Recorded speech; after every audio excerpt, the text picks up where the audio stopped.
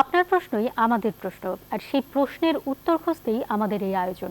খবর এবং তার পেছনের খবর বিশ্লেষণ করি আমরা। রাজনীতি, অর্থনীতি, সংস্কৃতি, বিভিন্ন ক্ষেত্রে সমসাময়িক গুরুত্বপূর্ণ বিষয় নিয়ে কথা বলি এই নিউজ রুম সংলাপে। আপনাদের সবাইকে স্বাগত জানাচ্ছি, আমি অন্তরা বিশ্বাস। আজ আমাদের সঙ্গে রয়েছেন তিনজন অতিথি। আসুন শুরুতেই জেনে নেই কারা আছেন আমাদের সঙ্গে। আমাদের সঙ্গে এরই মধ্যে যুক্ত হয়েছেন হাসান ইমাম রুবেল, নির্বাহী সম্পাদক নিউজ বাংলা 24.com, এবং আমাদের সঙ্গে আছেন ডক্টর আদিল মোহাম্মদ খান, অধ্যাপক, নগর ও অঞ্চল পরিকল্পনা বিভাগ, জাহাঙ্গীরনগর বিশ্ববিদ্যালয়। তিনি নির্বাহী পরিচালক, ইনস্টিটিউট ফর প্ল্যানিং অ্যান্ড ডেভেলপমেন্টও বটে। এবং আমাদের সঙ্গে কিছুক্ষণের মধ্যেই যুক্ত হবেন আবু আলম মোহাম্মদ শহীদ খান, সাবেক সচিব ও রাজনীতি বিশ্লেষক। এছাড়াও আমাদের সঙ্গে নিউজরুম থেকে যুক্ত হচ্ছেন সিনিয়র নিউজ এডিটর বাদল মুস্তাফিজ। আপনাদের চারজনকেই স্বাগত জানাচ্ছি আমাদের এই আয়োজনে। আমরা আলোচনায় আসবো, কিন্তু তার আগে আমরা একটু জেনে নিতে চাই আজকের দিনের প্রধান প্রধান শিরোনামগুলো।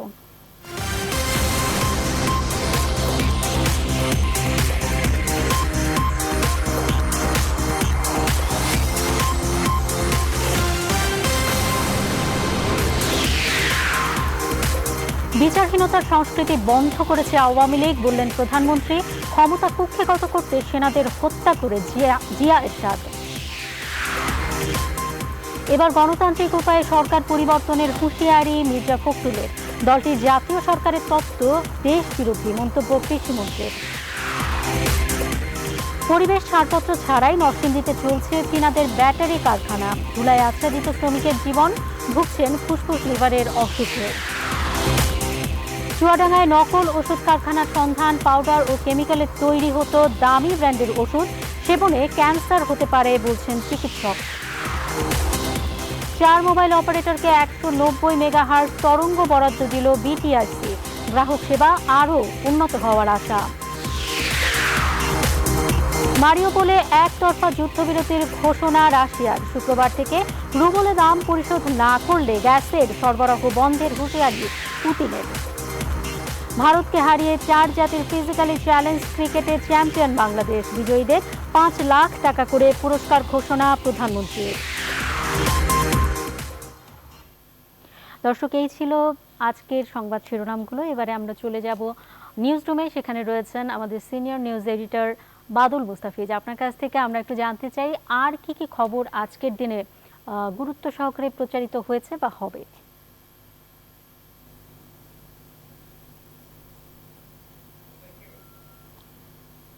ধন্যবাদ অন্তরা। শিরোনামের বাইরেও বেশ কিছু সংবাদ আছে আমার হাতে। তো শুরু করছি সাবেক প্রধান বিচারপতি এস কে সিনহার খবর দিয়ে। অর্থ পাচার করে যুক্তরাষ্ট্রে বাড়ি কেনার অভিযোগে এস কে সিনহার বিরুদ্ধে মামলা করেছে দুদক। প্রধান বিচারপতি থাকা অবস্থায় অবৈধ অর্থ পাচার করে ছোট ভাই অনন্ত কুমার সিনহার নামে এই বাড়িটি কিনেছেন বলে অভিযোগ করা হয়েছে মামলার এজাহারে। দুদকের উপপরিচালক গুলশান আনোয়ার প্রধান বাদী হয়ে মামলাটি করেছেন। এজাহারে বলা হয়, এস কে সিনহার ছোট ভাই অনন্ত কুমার সিনহা 2018 সালের জুনে নিউ জার্সিতে $2,80,000 3তলা বিশিষ্ট বাড়িটি কিনেন। এদিকে দুদকের ঋণ জালিয়াতি ও অর্থ পাচারের মামলায় সাবেক এই প্রধান বিচারপতিকে 4 ও 7 বছরের কারাদণ্ড দিয়েছেন আদালত। এছাড়া উত্তরা 8 নম্বর সেক্টরে প্রভাব খাটিয়ে প্লট ক্রয় করার অভিযোগেও আরও একটি মামলা করেছে দুদক। এদিকে করোনা কালে গত 2 বছরের মধ্যে প্রায় 5 লাখ অভিবাসী দেশে ফিরে এসেছেন বলে জানিয়েছে আন্তর্জাতিক অভিবাসন সংস্থা IOM। এছাড়া সারা বছরই মানব পাচার, প্রতারণা কিংবা নির্যাতনের শিকার হয়ে দেশে ফিরছেন অনেকে। এই অভিবাসীদের মানসিক সাপোর্ট এবং আর্থিক ও সামাজিকভাবে প্রতিষ্ঠার উপর গুরুত্ব আরোপ করেছেন অভিবাসন বিশেষজ্ঞরা। বৃহস্পতিবার চট্টগ্রামে প্রবাসী কল্যাণ মন্ত্রণালয়ের উদ্যোগে আয়োজিত কর্মশালায় মূলত এসব বিষয় উঠে আসে। এদিকে ইমরান খান ভাষণে তিনি বলেছেন যে তার অনাস্থা প্রস্তাব পার্লামেন্টে উঠলেও তিনি এখনই পদত্যাগ করবেন না। জাতির উদ্দেশ্যে ভাষণে তিনি একথা বলেন। তিনি পদত্যাগের কথা বা একেবারেই নাকচ করে দিয়েছেন তারপরে সরকার উৎখাতে বিদেশিরা ষড়যন্ত্র করছেন বলে তার কাছে প্রমাণ আছে, এমন কথাও তিনি জানিয়েছেন ভাষণে। এদিকে শ্রীলঙ্কায় খুবই নাজুক অবস্থা যাচ্ছে। ডিজেল শূন্য হয়ে পড়েছে শ্রীলঙ্কা। বৃহস্পতিবার দক্ষিণ এশিয়ার এই দ্বীপরাষ্ট্রে তেলের স্টেশনগুলোতে ডিজেল একেবারেই পাওয়া যায়নি। কোথাও কোথাও অল্প কিছু পেট্রোল পাওয়া গেলেও মানে মজুদ দিন গড়াবার আগেই, সন্ধ্যা গড়াবার আগেই ফুরিয়ে গেছে। তবে সবচেয়ে ভয়াবহ অবস্থা যে সেখানে আপনার রোড লাইটগুলো, বাতিগুলো মানে নিভে রাখতে হচ্ছে সারা রাত। এদিকে নেদারল্যান্ডসে উত্তরাঞ্চলীয় একটি শহরে বন্দুকধারীদের গুলিতে রেস্টুরেন্টের 2 জন নিহত হয়েছেন। বন্দুকধারীরা রেস্টুরেন্টে যখন খাবার খাচ্ছিলেন ওই 2 জন, তখন তাদের উপর গুলি চালায় এবং গুলি চালিয়ে পালিয়ে যায়। এছাড়া এদিকে 88 বছর পর তারাবির নামাজ পড়তে পারবেন তুরস্কের হায়া সোফিয়া মসজিদে জনগণ। গত 2 বছর আগে এই মসজিদটি মিউজিয়াম থেকে আবার মসজিদে রূপান্তর করা হয়েছিল। তারপর সেখানে মানুষ নামাজ আদায় করলেও করোনার কালে, গত 2 বছর করোনার কারণে 2 বছর তারা নামাজ আদায় করতে পারেননি। তবে এবছর থেকে তারা এই তারাবির নামাজ আদায় করতে পারবেন বলে জানা গেছে। এদিকে রমজান উপলক্ষে কাতারে নিত্য প্রয়োজনীয় প্রায় 800-র বেশি দ্রব্যের দাম কমানো হয়েছে। এর মধ্যে আসলে বাদ যায়নি তেমন কিছুই, মানে খেজুর থেকে শুরু করে দুধ, ময়দা, মিনারেল ওয়াটার, ভোজ্য তেল, নিত্য প্রয়োজনীয় জিনিসপত্র, শাক সবজি, গরুর মাংস বা অন্যান্য মুরগি, খাসির মাংস, লবণ, কোনো কিছুই বাদ যায়নি। সব পণ্যেরই দাম কমানোর ঘোষণা দিয়েছে সরকার, এবং সেই নির্দেশনা অনুযায়ী দোকানপাট এবং সুপার শপগুলোতে জিনিসপত্র বিক্রি হবে বলে জানিয়েছেন। এই ছিল আমার কাছে অন্তরা। অনেক ধন্যবাদ আপনাকে। কাতারের যে খবরটি আসলে বললেন, নিশ্চয়ই খুব ভালো একটি খবর। একেবারেই উল্টো চিত্র বাংলাদেশে দেখা যায়, নিশ্চয়ই বাংলাদেশেও আমরা এমন চিত্র দেখতে পাবো, এই প্রত্যাশা থাকলেও এবার আমরা আলোচনায় আসতে চাই। আমাদের সঙ্গে অধ্যাপক ডক্টর আদিল মোহাম্মদ খান আছেন এবং সেই সাথে আছেন হাসান ইমাম রুবেল। আমরা যে বিষয়টি নিয়ে শুরুতেই আসলে কথা বলতে চাই, আজকেই প্রচারিত হয়েছে নিউজ 24-এ একটি বিশেষ প্রতিবেদন। সেটা হচ্ছে নরসিংদীতে অপরিকল্পিত ও পরিবেশ অধিদপ্তরের ছাড়পত্র ছাড়াই একটি ব্যাটারির কারখানা গড়ে উঠেছে এবং সেটি আসলে চীনা একটি ব্যাটারির কারখানা। তবে এরকম চিত্র আমরা পুরো বাংলাদেশে বিভিন্ন জায়গাতেই দেখি যে পরিবেশ অধিদপ্তরের ছাড়পত্র নিয়ে তারপর একটি কারখানা শুরু করবার কথা, কিন্তু সেটি আসলে করা হচ্ছে না। দেখভালটা আসলে কারা করবে আর এতে ক্ষতিগ্রস্ত আসলে কারা হচ্ছেন? অধ্যাপক ডক্টর আদিল মোহাম্মদ খান, আপনার কাছে শুরুতে আসতে চাই। আপনাকে ধন্যবাদ এবং আমাদের দর্শকদের সালাম ও শুভেচ্ছা জানাচ্ছি। আপনি যে খবরটা আকর্ষণ করেছেন যে আমাদের পরিবেশ অধিদপ্তরের ছাড়পত্র ছাড়াই এই ধরনের বিভিন্ন কারখানা গড়ে উঠছে। আসলে যে কোনো দেশে যখন ছকে বাঁধার জন্য কিন্তু আইন কানুন এসছে। আইন কানুন অনুযায়ী যেমন আমাদের পরিবেশ আইন আছে, আমাদের যে কোনো একটা শহর যদি হয় সেই শহরে কিন্তু ভৌত পরিকল্পনা থাকে, সেই পরিকল্পনাগুলোর জন্য আবার আমাদের টাউন ইমপ্রুভমেন্ট অ্যাক্ট আছে, তার বাইরে রুরাল এলাকার জন্য বিভিন্ন ধরনের আইন কানুন আছে, জেলা প্রশাসন আছে দেখভাল করার জন্য। পার্টিকুলারলি পরিবেশ বিষয় হলে যেমন পরিবেশ অধিদপ্তরের সাথে সম্পর্কিত জেলা প্রশাসন আছে, পুলিশ আইন শৃঙ্খলা বাহিনী আছে, সিটি কর্পোরেশন এলাকা হলে, তার বাইরে হলে বিভিন্ন অথরিটি আছে। এভাবেই কিন্তু একটা দেশের পরিকল্পনাকে যেখানে যেটা যে জায়গাতে বানায় সেটা সেখানেই করতে দেয়, আর যেখানে যে জিনিসটা অনুপযুক্ত সেটাকে বাধা দেয় হচ্ছে যে আইনি শাসন করার জন্য সরকার। এখন আমরা দেখেছি দীর্ঘদিন ধরে সারা বাংলাদেশে শিল্পায়নের নাম করে আমাদের পরিবেশ ধ্বংস করা হচ্ছে। সেটা শুধু পরিবেশ ধ্বংস না, এই ধরনের যখন যত্রতত্র অনুমোদন এই ধরনের কারখানা গড়ে উঠে তখন সেটা যেমন আমাদের পরিবেশ ধ্বংসের পাশাপাশি তার আশেপাশে যে ধরনের লোকালয় গড়ে উঠে, যে মানুষ থাকে, এমনকি বায়োডাইভার্সিটি থাকে, সেগুলোকে বিনষ্ট হয়ে যায়। যার ফলশ্রুতিতেই আমরা দেখছি যে বাংলাদেশে শুধুমাত্র আমরা যে যখন একটা পরিবেশের বা এয়ার কোয়ালিটির বিপর্যয়, যেটা আমরা আগে ভাবতাম হয়তো এটা ঢাকা কেন্দ্রিক একটা সমস্যা, সাম্প্রতিক যে বিভিন্ন ধরনের এয়ার কোয়ালিটি দেখতে যে চিত্রটা এসেছে সারা বাংলাদেশে কিন্তু এই যে বায়ুর মান খারাপ হচ্ছে। ইভেন আমরা যে রাজশাহীকে নিয়ে গর্ব করতাম, রাজশাহী হচ্ছে যে অত্যন্ত পরিকল্পিত একটা শহর, রাজশাহীতে পরিকল্পনাটা আমাদের জন্য অনেক ক্ষেত্রে অনুসরণে আমরা বলছিলাম, কিন্তু কয়েকদিন আগে দেখা গেল আমাদের এই যে বায়ু দূষণেও কিন্তু রাজশাহী খারাপ সিটি উদাহরণের দিকে বৈশ্বিকভাবে অন্যতম একটা খারাপ একটা উদাহরণ হিসেবে চলে এসেছে। তার মানে এই যে যেখানে যেটা হওয়ার কথা সেটা হচ্ছে না, এবং এটার জন্য দায় বা যে কর্তৃপক্ষগুলো পরিবেশ অধিদপ্তর যে যে ধরনের অথরিটি গুলো আমরা কথা বললাম, সবাই এক ধরনের নির্লিপ্ত আচরণ। এবং এর মূল পেছনে হচ্ছে যে এই ধরনের যে কোনো ইন্ডাস্ট্রি বা শিল্পায়নের সাথে যারা জড়িত থাকেন সেই উদ্যোক্তারা অত্যন্ত প্রভাবশালী থাকেন। তাদের আইদার তাদের হয়তো রাজনৈতিক প্রভাব থাকে, না হলে তাদের অর্থের জোর থাকে, এবং সাধারণ মানুষ যারা ভুক্তভোগী তারা কিন্তু এই ধরনের যারা এই ধরনের অন্যায় ভাবে অনুমোদনহীন ভাবে এই ধরনের ইন্ডাস্ট্রি করছে, যেটার প্রভাব সরাসরি সাধারণ জনগণের জীবন মানের উপরে পড়ছে, তাদের বিরুদ্ধে বলতে ভয় পাচ্ছে না। এমনকি তারা কিন্তু আইন শৃঙ্খলা বাহিনীর কাছে যে অভিযোগ জানাবে সেই অভিযোগ জানানোর মতো অবস্থা রাষ্ট্রের এই যে অবস্থা, এই অবস্থাতে আমরা এই যে বায়ু মানের যে সমাপন সেটা বাংলাদেশ ভয় কিন্তু সমস্যা না, শব্দ দূষণ, সার্বিকভাবে আমাদের জনস্বাস্থ্যের যে অবনতি, সেই অবনতিটা একদম প্রকট ভাবে এখন দেখা দিচ্ছে, সেটা গ্রামীণ এলাকাগুলো বাড়ছে। এটা একটা বড় একটা অ্যালার্মিং একটা চিত্র যে অগুণ আমাদের গ্রাম এলাকাগুলো দূষিত হচ্ছে। গ্রাম এলাকাগুলো প্রতিনিয়ত পরিবেশ দূষণের মাধ্যমে জলাশয়, জলাধার, নদী দূষণ, এবং যার ফলে গ্রামীণ এলাকার যে সাধারণ যে তাদের যে কিছু কিছু কর্মসংস্থানের জায়গাগুলো, সেই জায়গাগুলো বিকশিত হচ্ছে। এই চিত্রটা শুধুমাত্র একা পরিবেশের ক্ষেত্রে না, আমরা মনে করি সামগ্রিক রাষ্ট্রের সেই পরিবেশের সাথে অবশ্যই পরিবেশ সরাসরি এই বিষয়ে রাস্তায় না আছে। এর বাইরেও অন্যান্য যারা জেলা যাদের যাদের নজরদারি দেওয়ার কথা, কেননা এই ধরনের তারা আসলে নজরদারি করছে না, এটি আসলে মূল কারণ। আসবো নিশ্চয়ই আবার আপনার কাছে। আমরা একটু দর্শকদের জানাতে চাই যে যে কারখানাটির কথা আমরা বললাম সেখানে শ্রমিকরাও আসলে খুবই মানবিত জীবনযাপন করছে, এবং যেটি দেখা যাচ্ছে যে তাদের জন্যও যে নিয়মগুলো থাকবার কথা সেটি আসলে মানা হচ্ছে না, যে কারণে তারাও আসলে নানা ধরনের সমস্যায় ভুগছেন।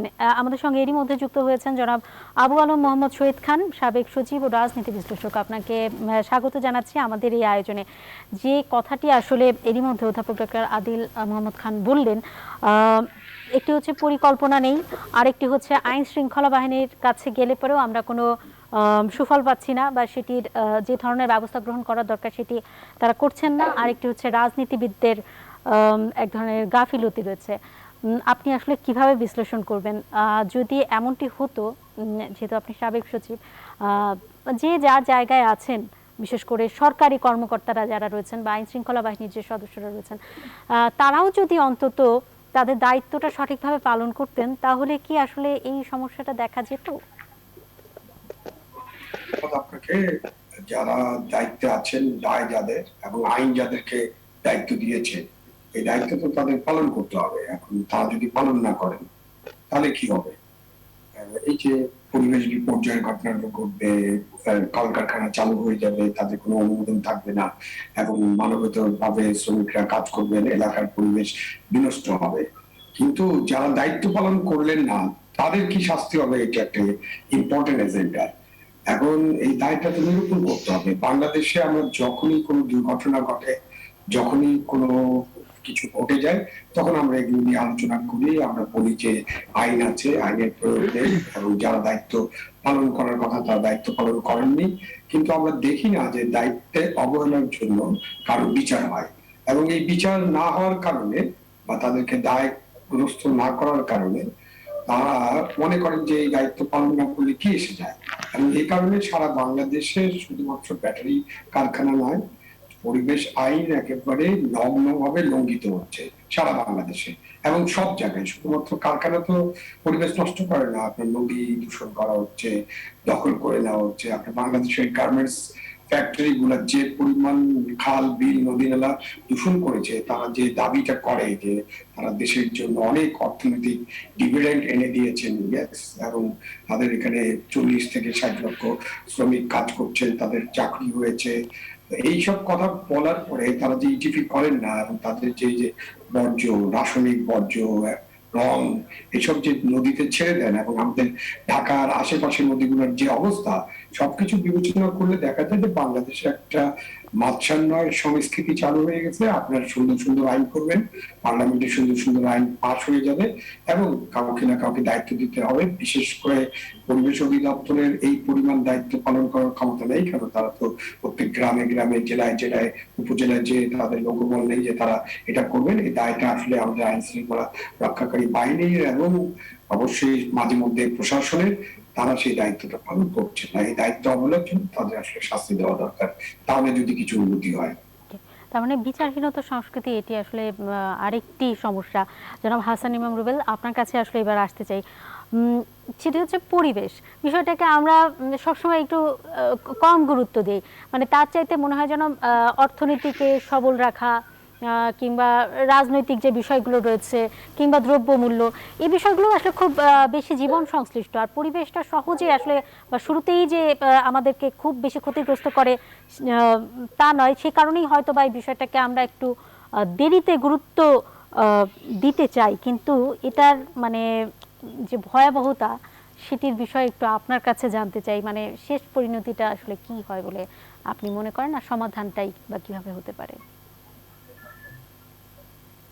ধন্যবাদ ডক্টর আবির চমৎকারভাবে তুলে ধরেছেন এবং কিছুটা সমাধানের দিকে থাকবে। আপনি পরিবেশের প্রতিটি কথা বলছি। আসলে পরিবেশের ব্যাপারে প্রতিক্রিয়াটি তাৎক্ষণিকভাবে হয় না, এই কারণে যে প্রযুক্তি আমরা দৃশ্যমান এবং এটি অনেকটা পরোক্ষভাবে হয়। আবার দ্রব্যমূল্য বাড়লে আমার এটি প্রত্যক্ষভাবে আমি টের পাই যে আজকে বাজারে গেলে আলু কেজি 20 টাকা ছিল, আমাকে 30 টাকা দিয়ে কিনতে হচ্ছে।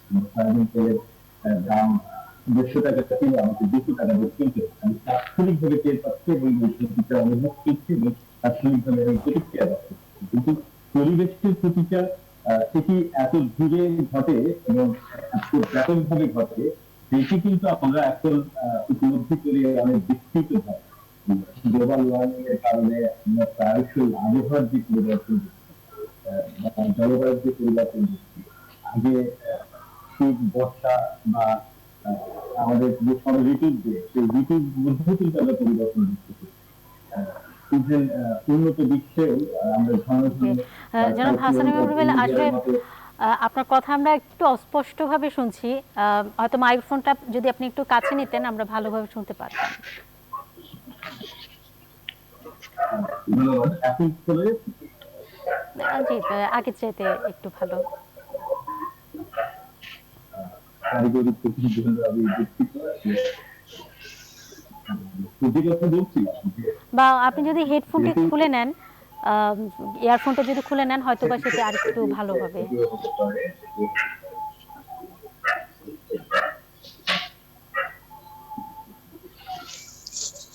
এখন কি শোনা যাচ্ছে? জি, এখন আমরা স্পষ্ট শুনতে পাচ্ছি। জি, হ্যালো। হ্যাঁ, আমরা স্পষ্ট শুনতে পাচ্ছি জনাব হাসান ইমাম রুবেল।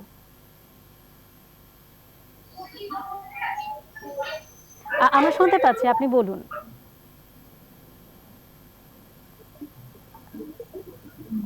জনাব হাসান ইমাম রুবেল, আপনি বলুন, আমরা শুনতে পাচ্ছি আপনাকে।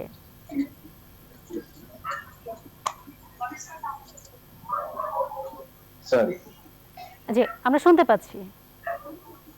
আচ্ছা, যে কথা বলছিলাম যে এটি যেহেতু প্রভাবটা পরোক্ষ, সেই কারণে মানুষের প্রতিক্রিয়াটা খুব ধীরে ঘটে। আরেকটি ব্যাপার হচ্ছে যে মানুষের মধ্যে সচেতনতার যথেষ্ট ঘাটতিও রয়েছে এবং আমাদের আমাদের রাষ্ট্র ব্যবস্থাটি যেভাবে গড়ে উঠেছে, আমি যদি এভাবে বলতে চাই যে একটি রাষ্ট্র যেভাবে করে চিন্তা করে সেই দেশের জনগণ সেভাবে চিন্তা করতে অভ্যস্ত হয়ে ওঠে।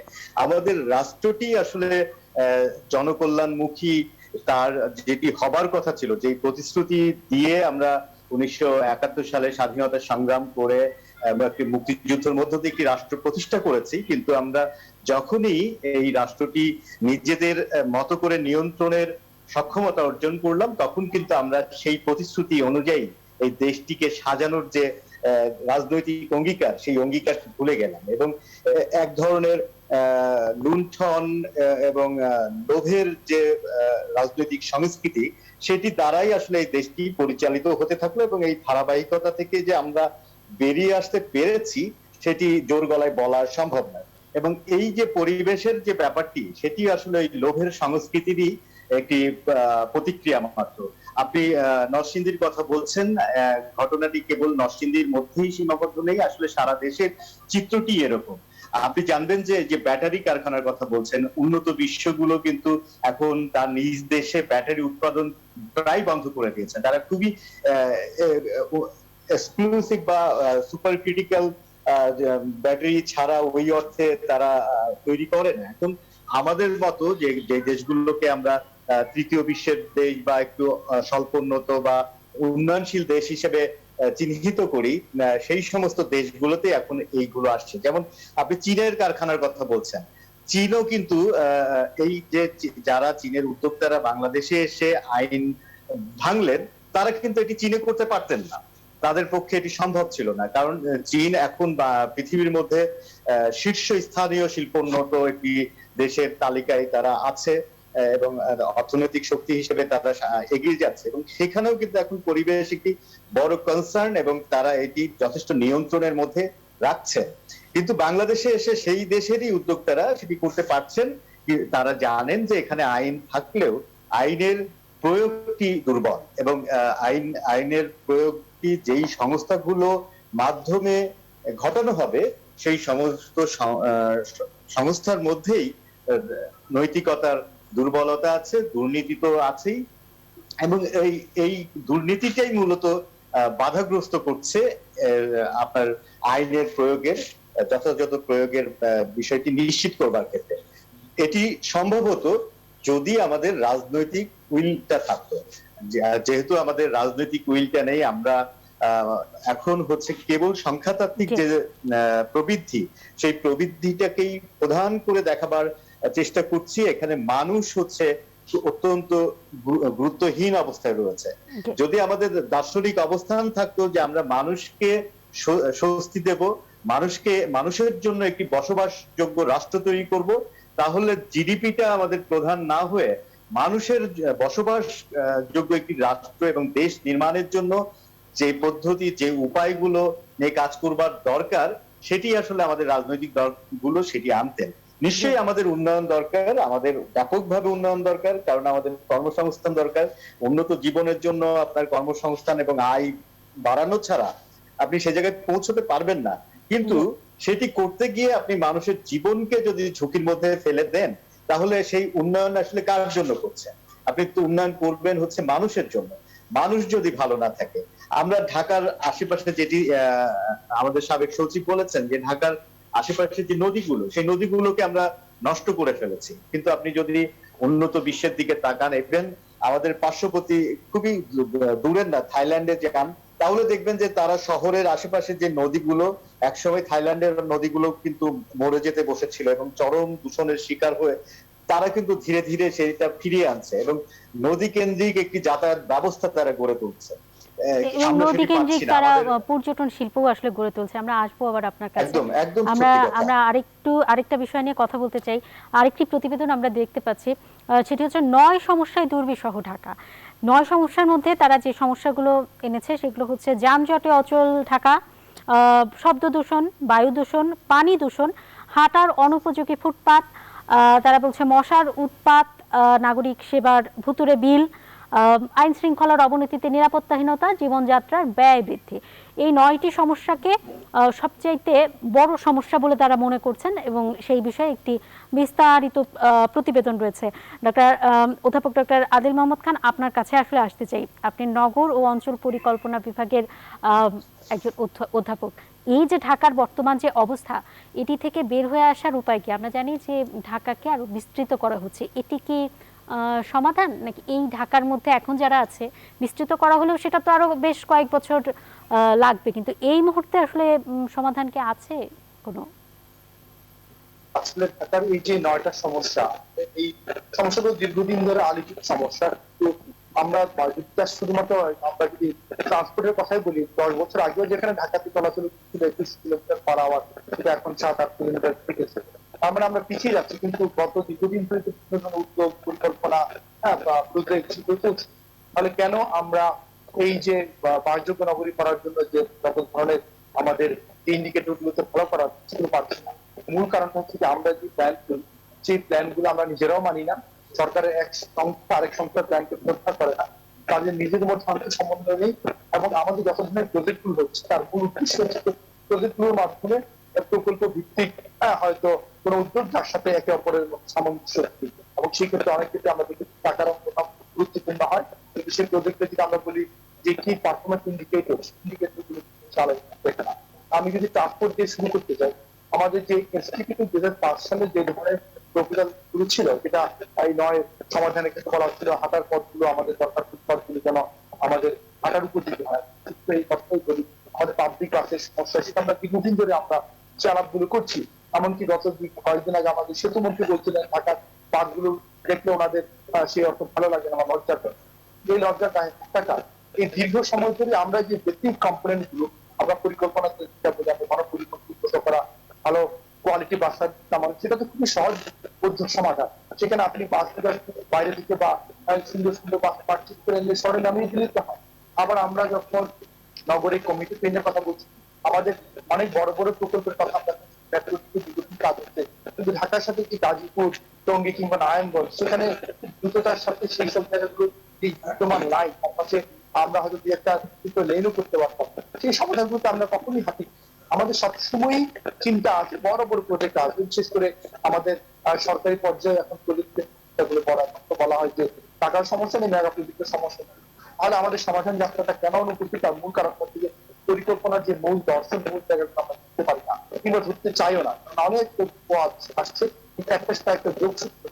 এমনকি আমরা যে শহরটাকে গড়ে তুলছি, বিশেষ করে আমাদের শহরগুলো আমরা জানি যে অপরিকল্পিত, কিছু কিছু এলাকা আছে, কিন্তু অপরিকল্পিত নগরের মধ্যে পরিকল্পনা দেওয়ার জন্য যে মৌলিক যে ধারণাগুলো আছে, কোথায় কোন এলাকাতে হাউজিং গুলো হবে, সেই হাউজিং স্ট্যান্ডার্ড গুলো, হাউজিং যদি হয় রোড নেটওয়ার্কটাকে আমরা অন্তত রোড নেটওয়ার্কটাকে স্ট্যান্ডার্ড অনুযায়ী সাজাতে পারতাম, বেসিক আমার ফুটপাথ গুলো তৈরি করতে পারতাম।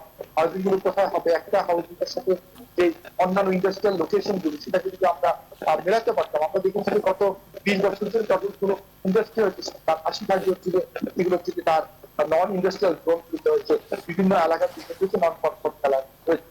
এভাবেই কিন্তু আমরা সমস্যাটাকে জটিল করেছি। আর তার সাথে একটা বড় বিষয় যেটা আমরা পেয়েছি, যে এই শহরে কি পরিমাণ প্রদূষণ আমরা প্ল্যান করছি তার কোনো ধারণাই আমাদের নীতি ছিল না। এই শহরটা কি 1 কোটি মানুষ না 1.5 কোটি, 2.5 কোটি মানুষ, আমরা গাণিতিক হারে বলেই যাচ্ছি এই শহরে মানুষ বাড়বে, মানুষ আসতেই থাকবে। পৃথিবীর কোন শহর যেই শহরে তার ডিভাইন পপুলেশন বলে কোনো ধারণা নীতি কাছে থাকে না, এলাকা ভিত্তিক তার পপুলেশনের স্ট্যান্ডার্ড থাকে না, এবং সেই পপুলেশন স্ট্যান্ডার্ড অনুযায়ী পৃথিবীতে তৈরি করার কোনো যোগসূত্র থাকে না, সেই শহর ফেল করতে বাধ্য।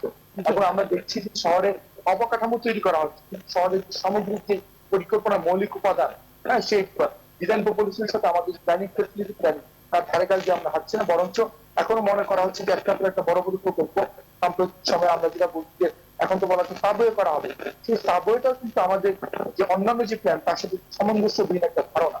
এই ধারণাগুলো হঠাৎ করেই আসছে, সেই ধারণা যারা তৈরি করেন তাদের শহরের land use plan, detail area plan, structure plan সম্পর্কে ধারণা নেই, তাদের এমনকি তাদের RST সম্পর্কে ধারণা নেই। তার নতুন নতুন আইডিয়া নিয়ে আসেন, সেই আইডিয়ার মনে হচ্ছে উর্বর যে প্র্যাকটিক্যাল ফিল্ড বানাচ্ছে ঢাকা এবং বাংলাদেশ। আসলে এভাবে একটা দেশ চলে না, বরঞ্চ বাংলাদেশের যে পরিকল্পনা আছে, বাংলাদেশের আর্থসামাজিক বাস্তবতার সাথে যে পরিকল্পনাগুলো physical, economically viable, socially acceptable, এই ধরনের পরিকল্পনা প্রণয়নের কাজ আমরা করছি। এখন আমাদের কাছে ডিজাইন স্ট্যান্ডার্ড, কখনো আমরা সিঙ্গাপুর বানার চেষ্টা আছে, কখনো টরন্টো বানাবো, তো বাংলাদেশের শহর, বাংলাদেশের ইকোনমি সেটাকে আমরা ধারণাতেই নিচ্ছি না। সেজন্য দেখা যাচ্ছে যে আমাদের পরিকল্পনা যে সহজ করতে যে ধারণাগুলো সেটা আমরা করতে পারছি না। আর আমাদের পরিকল্পনাতে কিন্তু আমরা যেটা সহযোগিতা বলে, সেখানে কিন্তু 70% মানুষ হচ্ছে মিডল ইনকাম মানুষ। এই মিডল ইনকাম মানুষদের জন্য যে ধরনের পরিকল্পনা হোক সেটা আমরা করতে পারছি না। এমনকি আমরা যে হাউজিং এর ক্ষেত্রে এখন যে অ্যাফোর্ডেবল হাউজিং আধুনিক নগরে থাকে, সেই ধারাগুলো এখনো আমরা শুরু করতে পারি। এখনো আমরা যে হাউজিং গুলো করছি, আমরা যে উদাহরণ দিয়ে বলি, উত্তরাতে সরকার যে উত্তর 8 নম্বর থেকে অ্যাপার্টমেন্ট প্রজেক্ট করলো, সেখানে প্রজেক্ট ডিজাইনের সময় বললো যে এটা হচ্ছে নিম্ন মধ্যবিত্ত বা মধ্যবিত্ত দিতে হবে, কিন্তু সেটার যে দাম নির্ধারণ করা হয়েছে সেটা উত্তর কারো পক্ষে না, সম্ভব না। সেই জন্য আমাদের যে টার্গেট, সেই টার্গেট কোনো ধরনের আমরা নিজেরাও জানি না এই শহর তাদের জন্য তৈরি করছি, সেটা যারা অ্যাফোর্ডেবল তাদের সেই অ্যাফোর্ডেবল রেঞ্জটা কেমন, আমরা এখনো জানি না। শহরে নতুন একটা প্রজেক্ট করতে গেলে, সেই প্রজেক্টের যে এনভায়রনমেন্টাল যে তার কস্টিং থাকবে, সেই কস্টিং অ্যানালাইসিস আমরা যখন পূর্বাঞ্চলের মতো শহর তৈরি করছি, এক্সপ্রেসওয়ে তৈরি করছি, সেই এক্সপ্রেসের কারণে সেই ঢাকা শহরের যে দূষণ বাড়বে, সেই দূষণটাকে নিয়ন্ত্রণ করার জন্য তার কনস্ট্রাকশন ম্যানেজমেন্টটা কেমন হবে সেটা আমরা করতে পারিনি। যত দ্রুত কনস্ট্রাকশন হচ্ছে, শক্ত হচ্ছে, এয়ার কোয়ালিটি ডিগ্রেডেড হচ্ছে, আমরা নতুন আরো কনস্ট্রাকশনের দিকে সাহায্যের দিকে যাচ্ছি, কিন্তু সেটা যে আমাদের পাবলিক হেলথের উপরে যে ইম্প্যাক্ট তৈরি করবে, সেই ইম্প্যাক্ট তৈরি করার মতো ধারণা আমাদের নীতি নির্ধারকদের নেই। এবং এই না থাকার কারণেই আমরা দেখেছি যে যখন একটা প্রজেক্ট তৈরি করা হয় এবং সাবওয়ে তৈরি করা হয়, বলা হচ্ছে যে টেকনিক্যাল ফিজিবিলিটি, একটা যখন পরিকল্পনা বলি, সেই পরিকল্পনার মধ্যে টেকনিক্যাল ফিজিবিলিটির সাথে social feasibility, economic financial feasibility, আমরা বুঝতে পেরেছি। অধ্যাপক ডক্টর আদিল মোহাম্মদ খান, আপনার কাছে আসবো আবার। তার আগে আমাদের সঙ্গে সাবেক সচিব ও রাজনীতি বিশ্লেষক আবু আলম মোহাম্মদ শহীদ খান রয়েছেন। আপনার কাছে আসলে আসতে চাই, বারবারই যে কথাটি আসলে অধ্যাপক ডক্টর আদিল মোহাম্মদ খান বলতে চাইছেন, সেটি হচ্ছে যে নীতি নির্ধারকদের মধ্যে জ্ঞানের স্বল্পতা রয়েছে, এটি আসলে আমি যতটুকু বুঝেছি তিনি সেটি বলছেন। আরেকটি হচ্ছে ইচ্ছার অভাব রয়েছে। বিভিন্ন সময় আমরা দুর্নীতির কথাও শুনি, মানে কিন্তু এই যে আসলে কি বিষয়টা এরকম যে যারা নীতি নির্ধারণী পর্যায়ে রয়েছেন তারা আসলে বুঝতে পারেন না যে কোনটা করা প্রয়োজন, বিষয়টা কি আসলে এরকম যে বুঝতে পারেন না বলেই তারা আসলে ভুল সিদ্ধান্তটি নিয়ে ফেলেন, নাকি এর পেছনে অন্য কোনো কারণ রয়েছে? না, ধন্যবাদ। নীতি নির্ধারকদের তো দায়ী নিতে হবে, কারণ নীতি নির্ধারকরা ঠিক করবেন যে কি ধরনের উন্নয়ন কার্যক্রম তারা নিবেন, কি ধরনের প্রকল্প প্রণয়ন করবেন, কিভাবে একটা মহানগরীকে তারা ম্যানেজ করবেন। মানে তাদেরকে জ্ঞানের স্বল্পতা রয়েছে? না, আমাদের আদিল সাহেবের মতো লোকেরা থাকতে জ্ঞানের স্বল্পতা কেন থাকবে? আমাদের তো বাংলাদেশেই আমাদের মানুষ আছে যারা কারিগরি জ্ঞান সম্পন্ন, যারা নগর প্ল্যান করতে পারেন এবং যারা পরিবেশ সম্পর্কে জানেন। এবং আমাদের কিন্তু নীতি আছে, এই ঢাকায় কি ধরনের ডেভেলপমেন্ট হবে, ট্রান্সপোর্ট নীতি আছে, আমাদের রাস্তাঘাটের নীতি আছে, সবকিছুই আছে। বাট ওই যে প্রথমে যেটা বলছিলাম যে এই নীতি বাস্তবায়ন করার সেই আত্মিক মানে আন্তরিকতা আছে কিনা, বা সরকার বাস্তবায়ন করতে চায় কিনা, সরকার শুধু মেগা প্রজেক্ট করতে চায় কেন, সেগুলো নিয়ে তো অনেক আলোচনা হতে পারে। আপনি ফুটপাথের কথা বলছিলেন, ফুটপাথ তো আছে নাকি? আপনি ফার্ম গেট থেকে যদি একজন মানুষ শাহবাগ হেঁটে আসতে চায় ফুটপাথ ধরে, 10 থেকে 15 মিনিটের মধ্যে হেঁটে আসা সম্ভব, কিন্তু বাসে উঠলে এখন প্রায় 1 ঘন্টা লাগে শাহবাগ থেকে, বা গাড়িতে যারা চলাচল করেন, অথবা যারা টেম্পুতে চলাচল করেন কিংবা সিএনজিতে, তাদেরও লাগে। আপনি পাঠাও সিস্টেম আছে যেটা তো কোনো নিয়ম কানুন মানে না, একই রোডের মধ্যে আপনি রাস্তায় রিক্সাও চলে, পাঠাও চলে, মোটরসাইকেল, ভ্যান চলে, কার্গো চলতেছে, প্রাইভেট গাড়ি চলছে, বাস চলতেছে, সবকিছু তো আমাদের চোখের সামনে ঘটছে। এবং আমরা জানি যে এগুলোকে ম্যানেজ করা সম্ভব, এবং আমাদের ট্রাফিক সিস্টেম আছে, সেই ট্রাফিক সিস্টেম কারা নিয়ন্ত্রণ করে আমরা সবই জানি, আমরা কিন্তু সবই জানি। কিন্তু আমরা তো একটা পুঁজিবাদী রাষ্ট্র চালানোর চেষ্টা করছি, এবং সেই পুঁজিবাদী রাষ্ট্রে, পুঁজিবাদ খারাপ এটা আমি বলছি না, পুঁজিবাদ খুব ভালো, পুঁজিবাদ দিয়ে ওয়েলফেয়ার স্টেটও তৈরি করা যায়, কিন্তু আমরা একটা লুটেরা পুঁজিবাদের মধ্যে আছি। আমাদের সমস্ত জায়গা দখল করে নিতে হবে, আমাদের ফুটপাত দখল করতে হবে, ফুটপাত থেকে চাঁদা তোলা হবে কোটি কোটি টাকা, এবং ফুটপাত মানুষের কাছে ভাড়া দেওয়া হবে, রাত্রেবেলা মানুষ ঘুমাবে আর দিনের বেলা ওখানে ব্যবসা বাণিজ্য করবে। এই তো হলো অবস্থা। এই যে অবস্থা, এই অবস্থার দায় তো সরকার যারা চালান সরকার কিনতে হবে।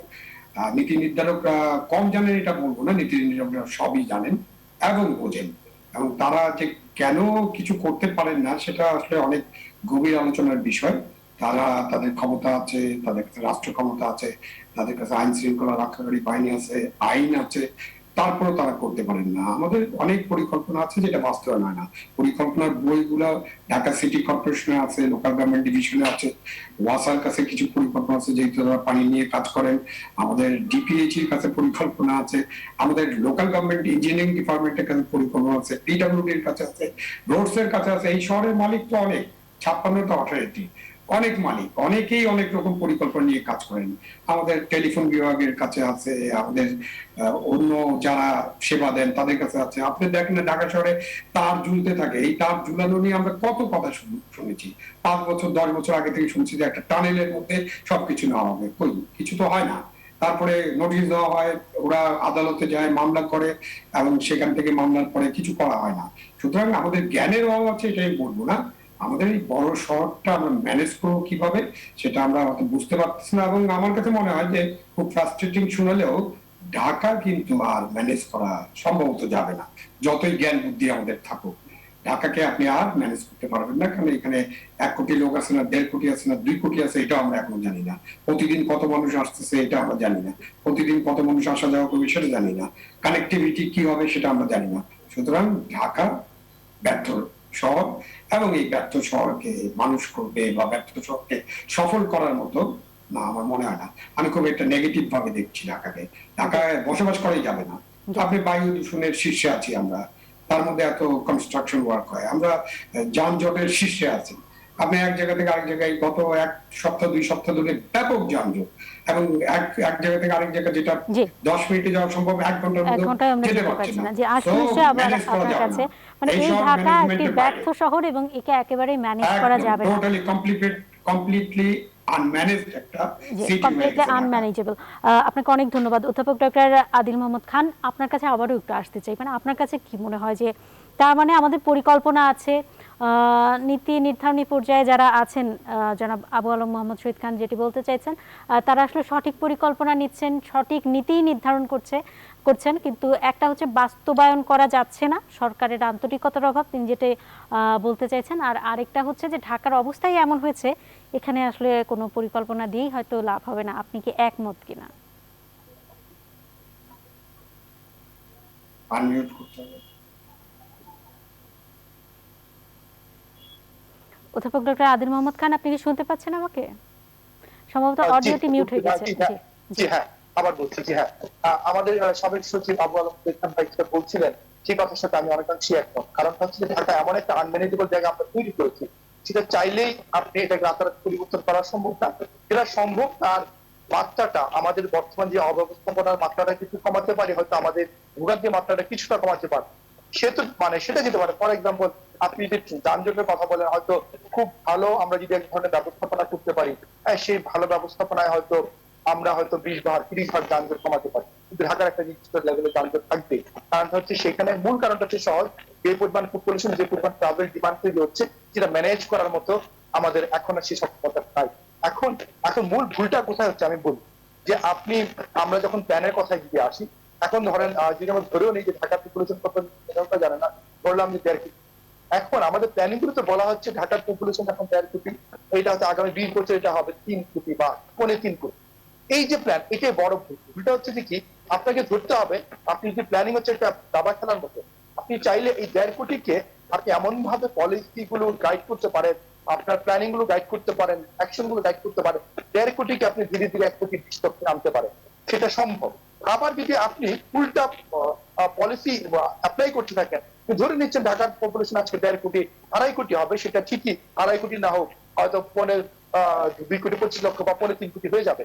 এখন আমাদের মূল আন্ডারস্ট্যান্ডিং একটা ভুল আছে, যে আমরা মনে করছি যে হ্যাঁ ঢাকায় এই সমস্যা, ঠিক আছে, আমাদের এখন আরো প্রচুর ইনভেস্টমেন্ট লাগবে, ইনভেস্ট করেছি, সেটা তো হচ্ছে না, সাবওয়ে করে কয়েক লক্ষ কোটি টাকা এখানে খরচ করে ফেলবো, খরচ করে ঢাকাকে ম্যানেজ করবো। যেটা শহীদ খান ভাই বলছিলেন, আসলে এইভাবে হবে না। হ্যাঁ, আপনি যত এখানে ওই ইনভেস্টমেন্ট, বরঞ্চ আপনি 3 লক্ষ কোটির সাবওয়ে ইনভেস্টমেন্ট যদি আপনি বাংলাদেশের বিভিন্ন প্রান্তে ইকোনমিক অপরচুনিটি তৈরি করার দিকে আপনি দিতে পারেন, তাহলে কিন্তু ঢাকার 1.5 কোটি আপনাকে গভর্নমেন্ট ঢাকা বা বিশ্বে সরাতে হবে না। 1.5 কোটি আস্তে আস্তে কাজের সংস্থানে এই মানুষগুলো কিন্তু অন্যদিকে চলে যাবে, 1 কোটি 20 লক্ষ চলে আসবে।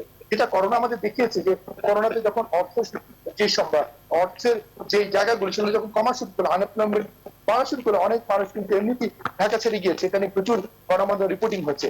এভাবেই কিন্তু প্ল্যানিং গুলো পরিচালিত হয়। ইকোনমি যখন ড্রাইভ করতে থাকে, ঢাকাতে আপনি এখনো দেখেন, ঢাকাতে এখনো কিন্তু নতুন নতুন ইমারত হচ্ছে, যেখানে নতুন নতুন কমার্শিয়াল অ্যাক্টিভিটি, ইন্ডাস্ট্রিয়াল অ্যাক্টিভিটি, অনুমোদনহীন ভাবে ইন্ডাস্ট্রি হচ্ছে। তার মানে এই যে অ্যাক্টিভিটি চলছে, সরকারি ভবন হচ্ছে নতুন নতুন, তার মানে আমরা ধরে নিচ্ছি, আবার আমরা বলছি সাবওয়ে হবে, আপনারা ঢাকায় আসেন, কোনো সমস্যা নেই, প্রচুর কানেক্টিভিটি আমরা তৈরি করছি। এই যে ধারণাটা, এই ধারণাটা আমাদের সবচেয়ে বড় ভুল। কারণ আপনি প্ল্যানিং এ কখনোই মানুষকে জোর করে ঢাকা থেকে দাঁড়াতে পারবেন না, কিন্তু আপনার ইকোনমিক অপরচুনিটি, যে ডিসেন্ট্রালাইজেশন, যেটা সরকারি সুনির্দিষ্ট পলিসির মাধ্যমে, সুনির্দিষ্ট ইনসেন্টিভ দেওয়ার মাধ্যমে সারা বিশ্বে সেটা করতে পারি, আমরা সেই জায়গাটাতে মানে 2 কদম হাঁটলে 3 কদম পিছিয়ে যায়। কারণ আমরা ইজের তৈরি করছিলাম, আমরা বলছিলাম যে ঢাকার বাইরে ইকোনমি তৈরি হচ্ছে, এমপ্লয়মেন্ট হবে, তাহলে আমরা কেন ধরে নিচ্ছি ঢাকায় আরো আমাদের প্রচুর ইনভেস্টমেন্ট লাগবে, ঢাকার কানেক্টিভিটি এবং আমরা যেটা ভুল করছি, ঢাকার আশেপাশে যে রিজিওনাল কানেক্টিভিটি তৈরি করার জন্য যে সহজসাধ্য সমাধান, যেটা লাইট রেপিড ট্রানজিট, এলআরটি দিয়ে আমরা যে কমিউনিকেশন তৈরি করতে পারতাম, কমিউটার ট্রেনের যে লাইনগুলো সেটাকে এক্সপ্লোর করতে পারতাম, আমরা নতুন যে জায়গাগুলোতে রিজিওনাল কানেক্টিভিটি করতে চাই সেটা সহজ ট্রেন কানেকশন যেটা এলআরটি দিয়ে আমরা করতে পারতাম, এই জায়গাগুলোতে আমরা হাঁটছি না। এবং সেই জায়গাগুলো রিজিওনাল গ্রোথের জন্য আরো কি ধরনের ইনসেন্টিভ দেওয়া যায় সেটা দিচ্ছি না। ঢাকা কেন্দ্রিকতা আমাদের এখনো সরকারের প্ল্যানিং এ, ঢাকার ফিজিক্যাল প্ল্যানিং অ্যাপ্রোচে আছে। এমনকি ফর এক্সাম্পল আপনি ঢাকা এবং মাওয়া এই জায়গাটা যদি ধরি, পদ্মা সেতু হচ্ছে সরকারি কিন্তু একটা বড় ড্রিম প্রজেক্ট পদ্মা সেতু। এখন আপনি যদি ধরে নেন যে পদ্মা সেতুর কারণে ঢাকা এবং মাওয়ার মাঝখানে সব জায়গাগুলো ডেভেলপমেন্ট হবে, এখানে ইন্ডাস্ট্রি হবে, কমার্স হবে, হাউজিং হবে, তাহলে তো ঢাকা এখানে 2.5 কোটি করে 3.5 কোটি হবে। বিপরীতে সরকারের যদি পলিসি রাখতে যে না, ঢাকা এই যে ঢাকার থেকে মাওয়ার এই যে মধ্যপ্রদেশ সেই জায়গাটাকে গ্রিন যে জোনটা সেটা আমরা রক্ষা করে দিব, যত ধরনের ইকোনমিক প্রায়োরিটাইজেশন আমরা সেটা মাওয়ার ওই প্রান্তে দক্ষিণ পশ্চিমাঞ্চলে আমরা সেখানে আমরা যত ধরনের ইকোনমিক অপরচুনিটি তৈরি করার জায়গাগুলো তৈরি করে দিব। কিন্তু সরকারের এখনো পর্যন্ত এই যে লম্বা করিডোর, সেই করিডোর বা কোনো ধরনের পরিকল্পনা নেই, বরঞ্চ আপনি এখান থেকে করিডোর হাঁটতে দেখেন বিভিন্ন ধরনের হাউজিং সোসাইটি তাদের এই যে বিভিন্ন ধরনের ব্যানার সেই জমিগুলোর উপরে রেখে দিয়েছে। এবং আপনি নিশ্চিত থাকেন বর্তমানে আমরা যে ধরনের ম্যানেজমেন্ট এবং যার ক্যাপাসিটি সরকারে দেখছি, এই ব্যানার গুলোকে সরানোর মতো ক্যাপাসিটি দেখছি না। তাহলে যদি না হয় তাহলে তার থেকে 20 বছর পরে এই করিডোরের 2 সাইডে ডেভেলপমেন্ট হবে।